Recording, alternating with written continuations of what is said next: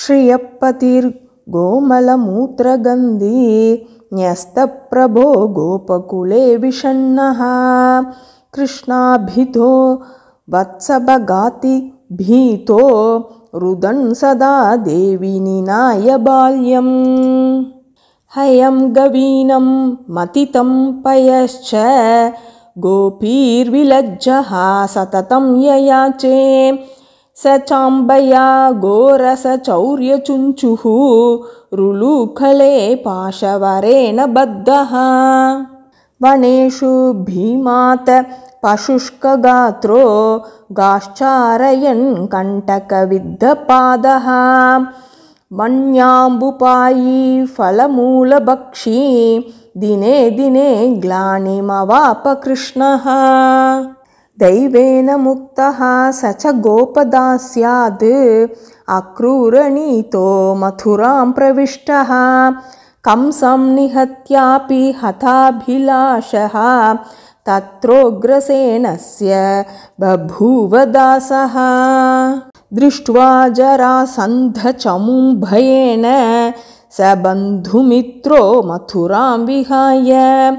धावन् कथञ्चित् बहुदुर्गमार्तः स द्वारकाद्वीपपुरं विवेश स रुक्मिणीं जाम्बवतीं च भामां कन्यास्तथा द्व्यष्टसहस्रमण्याः समुद्वहन् सस्मितनर्मलापः क्रीडामृगोऽभूत् सततं बधूनां सदस्युवृत्तिस्त्रिदिवाज्जहार भामानि युक्तः सुरपारिजातं सत्या च तं गोवृषवत् सरोषं बद्ध्वा तरौ दुर्वचसाभ्यपिषिञ्चत् श्रीनारदायातिथये तया स दत्तोत मुक्तो मुनिना च नीतः ततस्तयास्मै कनकं प्रदाय पुनर्गृहीतस्त्रपयापमौनम् सूतिगृहात् भीष्म कजासुते स प्रद्युम्न नाम्नीश्वरि शम्बरेण हृते शिशौ निर्मतिताभिमान उच्चैरुतं स्वां शरणं प्रपन्नः पुत्रार्तिनीं जाम्बवतीमपुत्रां सतोषयिष्यन्नुपमन्युशिष्यः मुण्डी च दण्डी च शिवस्य शैले मन्त्रं जपन् घोरतपश्चकार शापादृशीनां धृतराष्ट्रपत्न्यां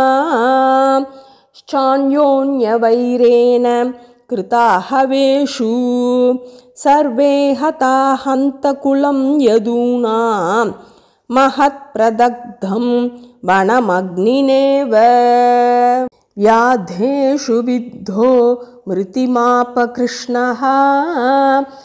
कुशस्थली चाब्दिजलाप्लुताभूत् हाजह्रिरे दस्युभिरेण साष्टा वक्रस्य शापेन यदुस्त्रियश्च एवं हरिः कर्मफलान्यभुङ्क्त